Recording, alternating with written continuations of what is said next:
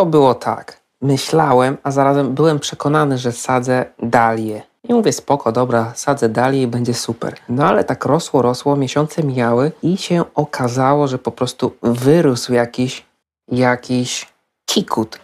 Ja mówię, co to jest? Jakiś patyczek? Do tego wygląda jak jakiś pióropusz polskiego szlachcica. No więc, co mi zostało? Robię zdjęcie i sprawdzam w Google i wyszło, że to jest po prostu paciorecznik. I mówię znowu, co to jest? Jakiś badziew. Ale po czasie stwierdzam, że jest to genialna roślina. Wygląda jak taka miniaturowa wersja bananowca Musa Basio, którego zawsze chciałem mieć i po prostu, że tak powiem, zniechęcała mnie jego opieka nad nim w naszym zimnym kraju. Wiadomo, trzeba go okryć, trzeba mu nawet budować domek albo owinąć jakimś kocem albo kablem grzewczym. Takie rzeczy ludzie robią.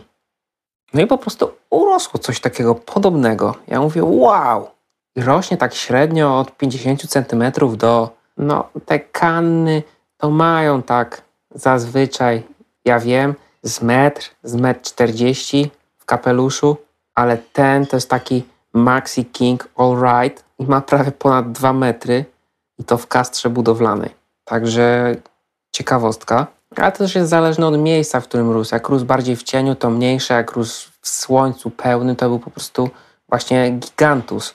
No i wychodzi na to, że on ubóstwia słońce, więc warto go posadzić na stanowisku jasnym.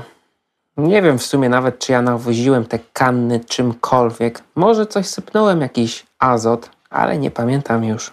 I po prostu z niczego zrobiła się masa egzotyki, a ja nawet tego nie zamawiałem. Bo to jest podarek. Choć nie od botanika, bo myślałem do końca, że to jest dalia, ale tak to wyglądało. Naprawdę jestem pełen podziwu, że coś takiego, co po prostu osiąga liście na poziomie 40 cm ponad, może sobie od tak rosnąć. Wprawdzie zimy nie przezimuje, bo wykopię go i wrzucę, że tak powiem, po tym jak odbuwi paciorek, ten paciorecznik, wrzucę go po prostu do piachu. Bo ludzie tak robią. A tak serio, że przechowują w piasku w piwnicy. No i tak zrobię, w jakiejś kastrze, ale nie wiem. Ale pierwszy raz mam po prostu tą kannę, więc nie powiem, czy tak robić, czy inaczej. Po prostu zaeksperymentuję i tyle. Zobaczymy, jak to wyjdzie na wiosnę.